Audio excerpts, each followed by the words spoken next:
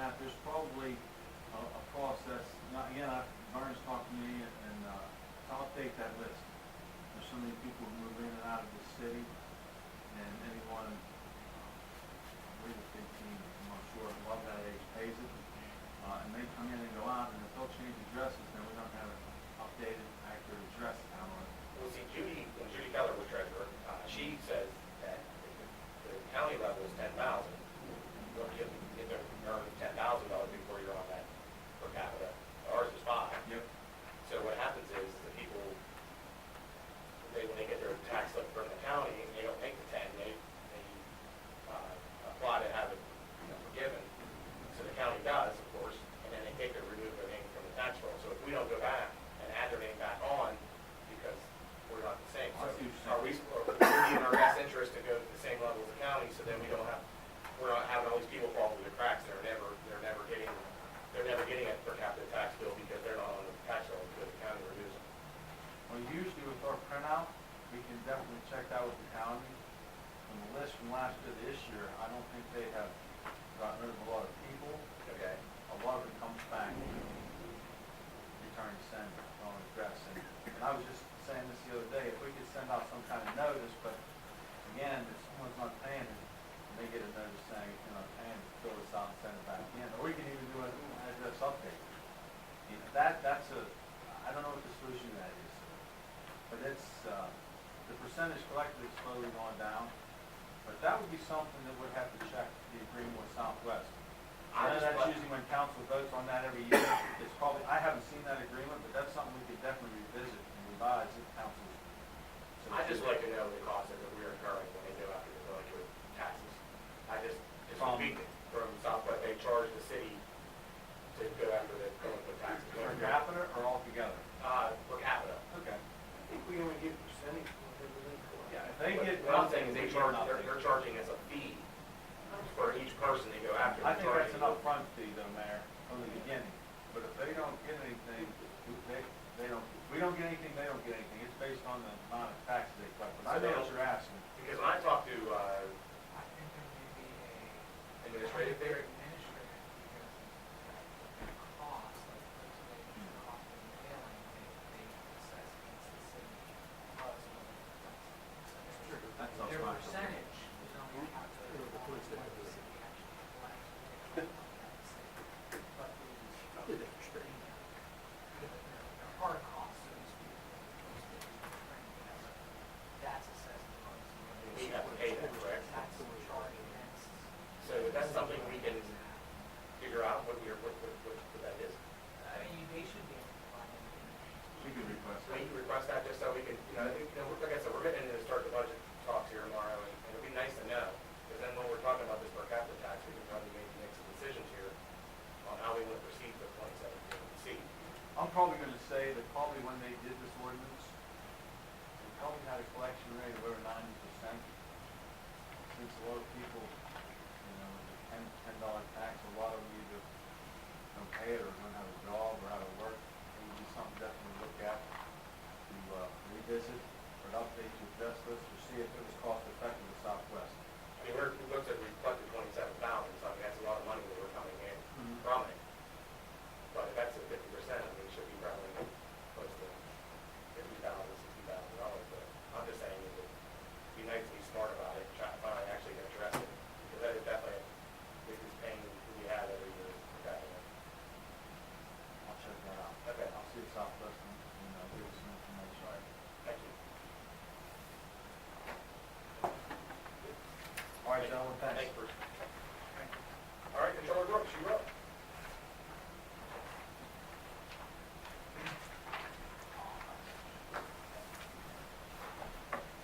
Good evening, Mayor and Council. Happy birthday, and this is how you want to spend. Thought of better things than we did. If you look over general fund, we have right over $800,000. I mean, take a good bit out of that tonight. You can see revenue and pension.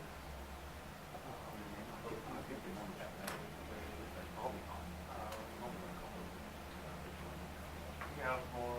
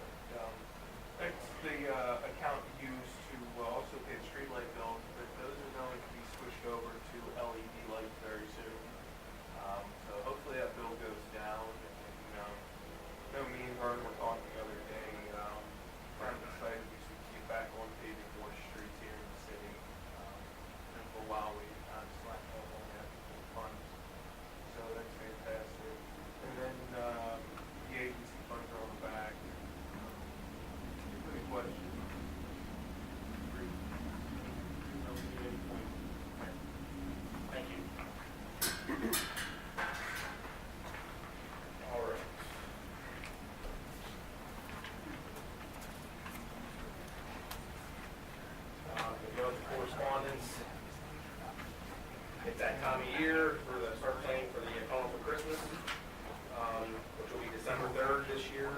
Actually, I think it'll be 3rd and 4th.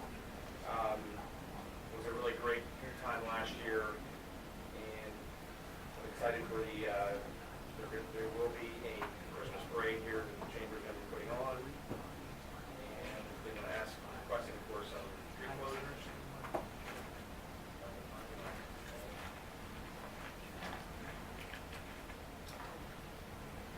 Okay, be resolved by the City Council of the City of Collinsville to close West Crawford Avenue from 8th Street to North Pittsburgh Street, North Pittsburgh Street to West Crawford Avenue to Apple Street, West Apple Street to North Pittsburgh Street to Water Street, and South 7th Street from Light Spring Avenue to West Crawford on December 3rd, 2016, by 4:30 p.m., pending review and approval of police chief and fire chief. I so move. Is there a second?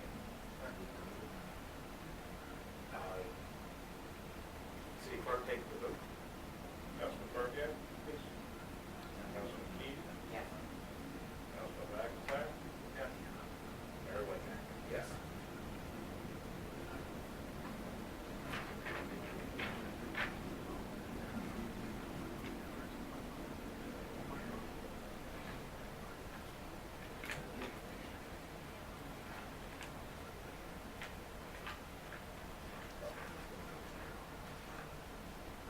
All right.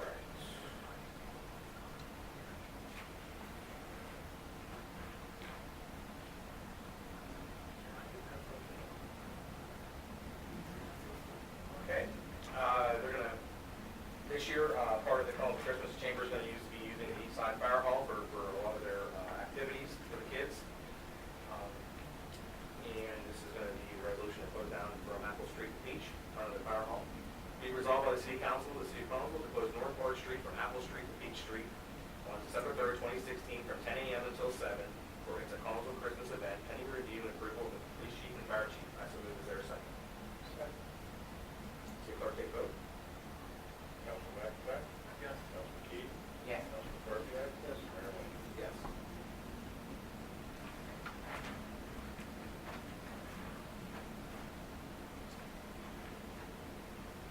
Okay. We just got another letter from Linda Shear about their big fundraiser November 5th. It's the Warriors Rock Concert at the senior high school. For more information, 724-322-1494.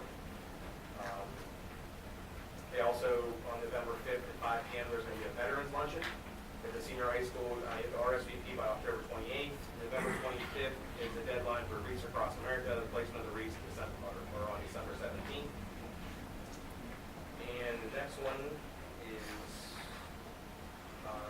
by request of our city treasurer to hire Glenn Nelson as a substitute part-time tax clerk. Be resolved by the City Council of the City of Collinsville. This one's on. This one's on. This is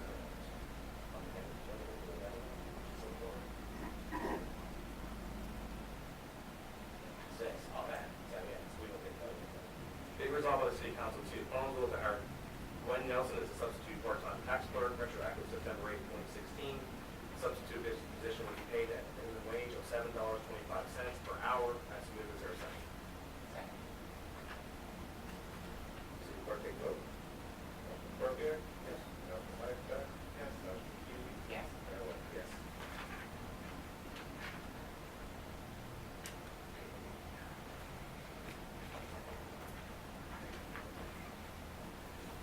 Okay, we're going to the regular agenda. We approve the minutes from last month. Be resolved by the City Council of the City of Collinsville to approve the minutes from September 20th, 2016. City Council meeting. I so move. Is there a second? City clerk, take the vote. Councilman Burkett? Yes. Councilman McIntyre? Yes. Councilman Key? Yes. Mayor Whitmer? Yes. Okay. My regular, with the 4-day rule, resolution rule. Be resolved by the City Council of the City of Collinsville to waive the 4-day resolution rule to allow for items submitted after the 4-day rule to be read at the meeting tonight. Such resolutions will be marked with an asterisk. I so move. Is there a second? Second. City clerk, take the vote.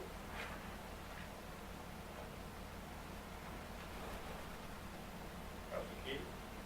Yes. Councilman Burkett? Yes. Councilman McIntyre? Yes. Mayor Whitmer? Yes. And I'm going to do that resolution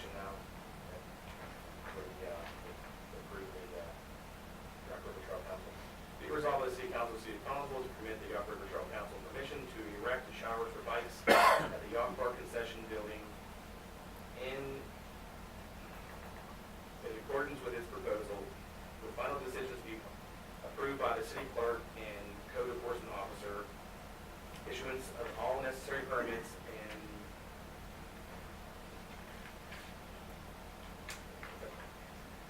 contractor's execution of a mechanics lien waiver, also at no cost to the city. That's a move. Is there a second?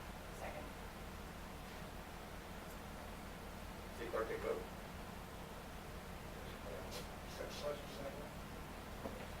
It's not a bike shower, it's a people shower. That's it.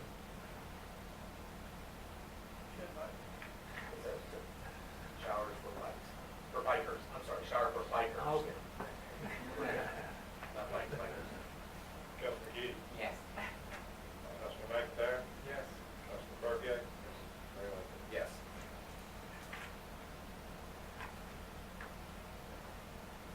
Okay, last Thursday night, we had the Rocket Ron, we say necktie day. It was a fun event to get to meet and hear about his unbelievable feat of striking 27 batters out in a 9-inning game, which has never been done since 1952. It's a record probably will never be broken now the way that they do the pitching in baseball. So it was he came in, nice thing about what Mr. Netchai did was all the books that he brought, he received no money from them. He does it for a fundraiser, and this one he came in and did a fundraiser for the library. They sold 105 books that night, and they also, I think they have about 25 to 30 books left that you can still buy at the library for $25. All of the $25 goes to Carnegie Library. The Private Industry Council actually bought 100 of these books that they have a program that they're going to give it to the fathers with children that they work with through their organization. So it was really a great night. And I'm glad that the Somerset Trust and John Malone where we put this together for Ron and he came to our town. He and his wife did make a donation to the flood relief fund here in town, which we thank them for being so generous. And the world was a fun night. October is National Business Women's Week, and I do have a proclamation here that we're going to read tonight. From October 17th to the 21st is National Business Women's Week. Whereas working women constitute 72 million, or almost half of the nation's workforce, and strive to serve their communities, their states, and their nation in professional, civic, and cultural capacities. And whereas women-owned businesses account for 30% of all U.S. business, generating 1.9 trillion in sales and employing 9.2 million people. And whereas working women should be applauded for their contributions to the workplace and the financial stability of their families, especially during the economic downturn when more women have become their family breadwinner. And whereas the major goal of Business and Professional Women's Foundation is to promote equity for all women and to help create better conditions for working women through the study and advocacy of social, educational, and economic issues impacting women in the workplace. And whereas since 1928, National Business Women's Week has honored the contributions of working women and employers who support working women and their families. Now, therefore, I, Mayor Greg Lincoln, do hereby proclaim October 17th through October 21st, 2016 as National Business Women's Week in the City of Collinsville, Fayette County, Pennsylvania, and urge all citizens, businesses, and community organizations in the City of Collinsville to join the salute for working women. Encourage and promote the celebration of the achievements of all working women as they contribute daily to our economic, civic, and cultural goals and livelihood.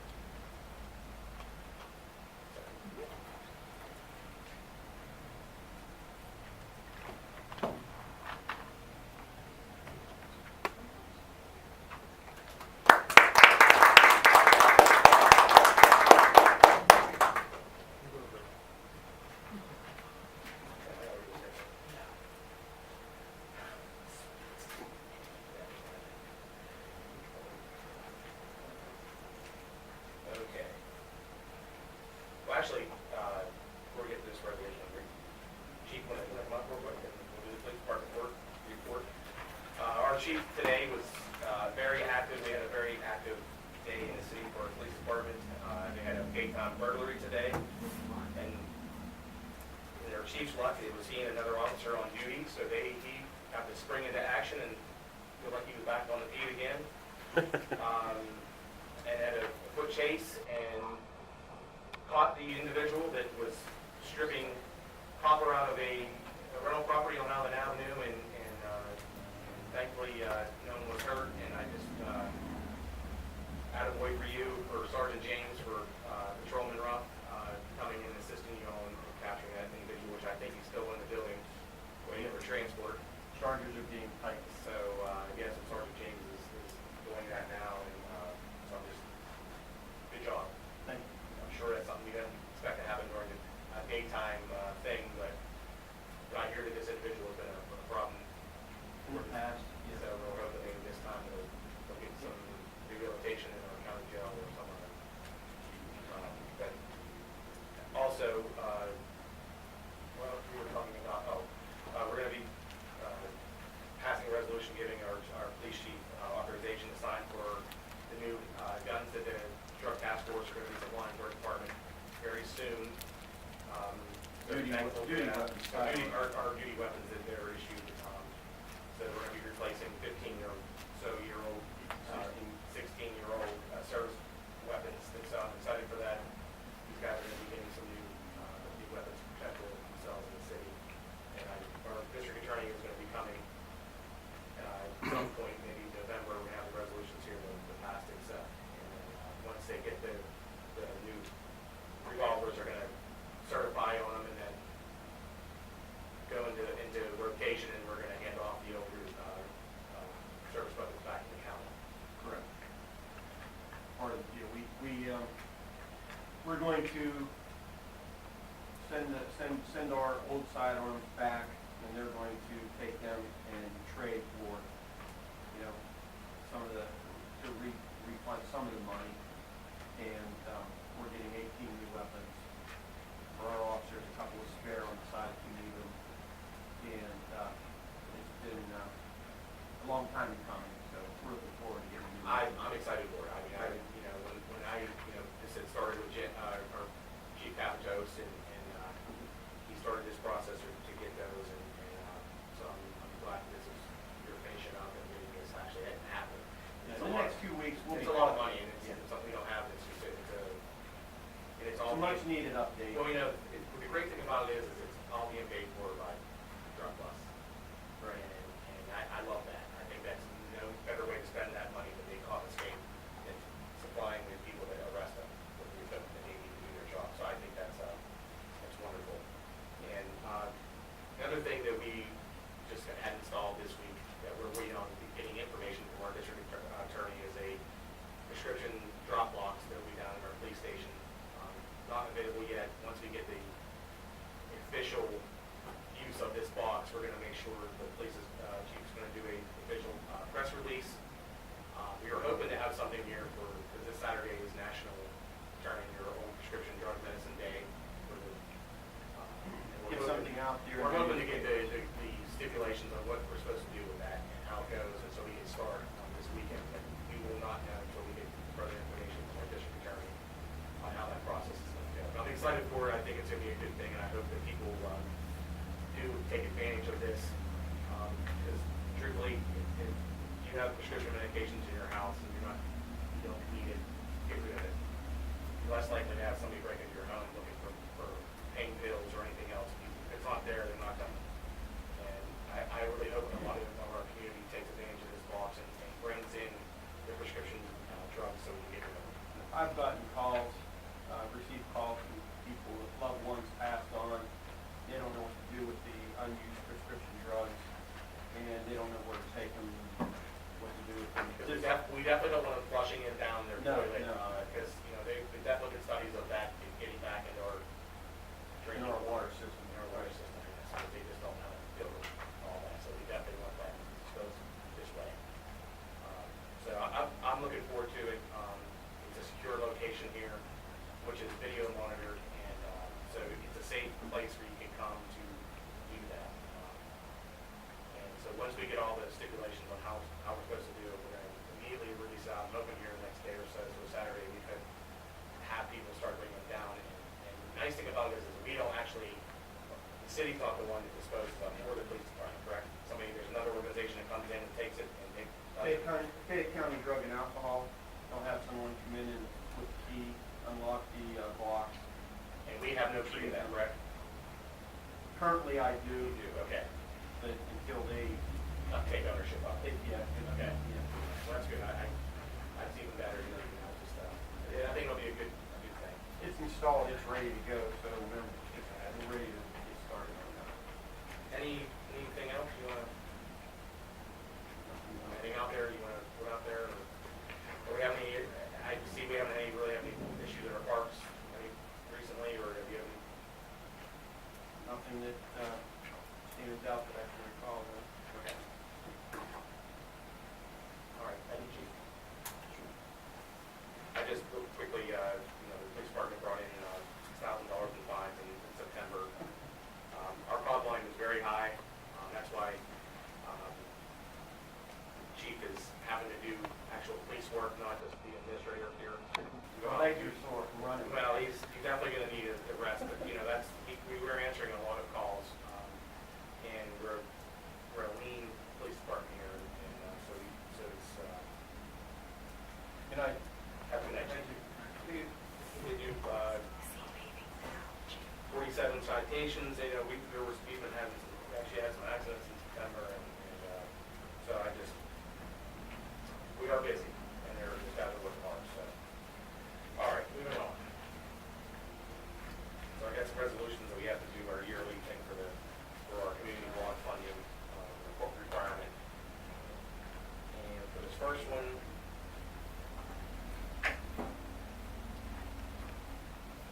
is this just about the housing? The housing? Okay. Be it resolved by the City Council of the City of Collinsville to adopt the Fair Housing Act and Pennsylvania Human Relations Act policy and notice as attached here too. I so move. Is there a second? So again, this is just a normal, there's no new thing with the housing, fair housing. No, those laws haven't changed. All of those remain the same. This is a requirement for the CDC. And it's the Pennsylvania Human Relations Act, is that the same? It's the same, like I said, there's been no changes to that. Those was to have that changed. So it's not changed by the Okay. I was gonna put, you gotta stick around afterwards. Yeah, we got papers to sign, You second or whatever, so. Okay, city clerk, take a vote. Councilman McIntyre? Yes. Councilman Barbier? Yes. Councilman Keenan? Yes. Mayor Lambert? Yes.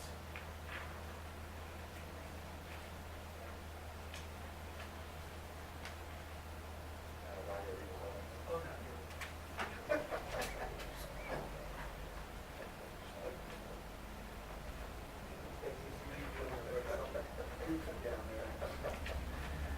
All right, going on to the next one.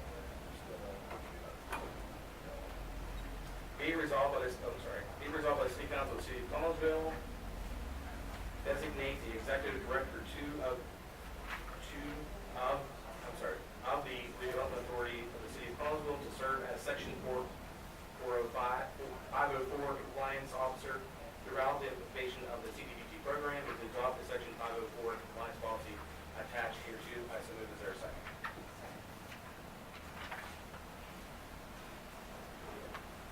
Anything in here that we should? No, it's the same thing. This deals with folks who have disabilities being treated here, being involved in the CDBG process, as well as the city.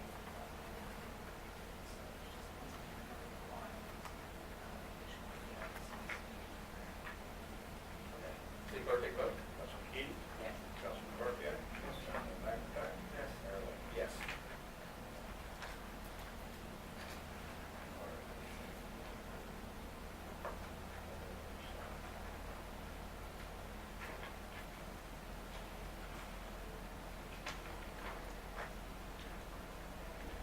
This is the saying that we don't have a population high enough to do the efficiency.